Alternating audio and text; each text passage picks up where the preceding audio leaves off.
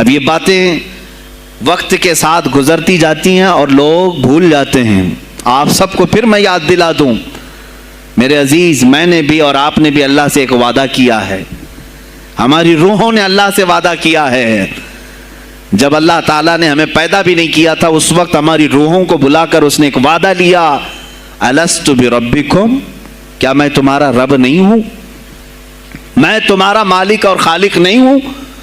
تو سب کی روحوں نے کہا تھا قالوا بلا وربنا، کیوں نہیں مولا، تو ہی تو ہمارا رب ہے. رب تعالیٰ نے فرمایا کیا تم اسی وعدے پر برقرار رہو گے دنیا میں جانے کے بعد؟ سب نے کہا تھا ہم وعدہ کرتے ہیں مولا اسی پر باقی رہیں گے. یہاں آنے کے بعد کتنے وہ لوگ ہیں جو اس کی ربوبیت کا اقرار کرتے ہوئے اس کائنات میں صرف اس کے گن گاتے ہیں. کفار و مشرکین تو وعدہ خلاف ہیں، توڑ دیے، انہوں نے اللہ کے علاوہ کسی اور کو خدا بنا لیا.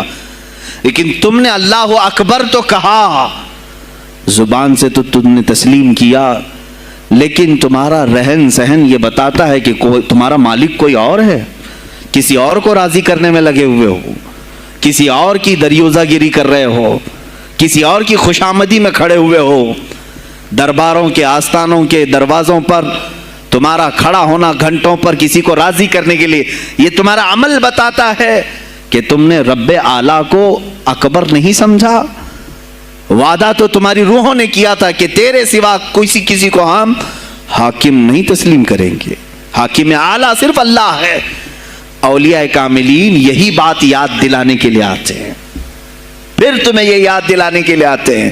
اور جس شان سے وہ دنیا میں آتے ہیں بچپن سے ہی ان کے حالات ایسے ہوتے ہیں کہ شریعت طاہرہ کی پابندی ان کے ہر قول و عمل میں نظر آتی ہے، ہر قول و عمل میں.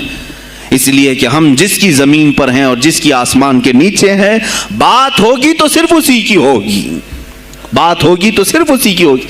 مجھے ایک بات یاد آتی ہے، سرکار مفتی اعظم ہند رحمۃ اللہ تعالی علیہ، آپ کے سامنے کوئی صاحب تقریر کر رہے تھے، یہ زمین سب کی ہے، ان کی بھی ہے، ان کی بھی ہے، ان کی بھی. آپ نے کہا چپ رہو، زمین اللہ کی ہے اور صرف اللہ کا نام ہو. یہ سب کی ہمت نہیں بولنے کی.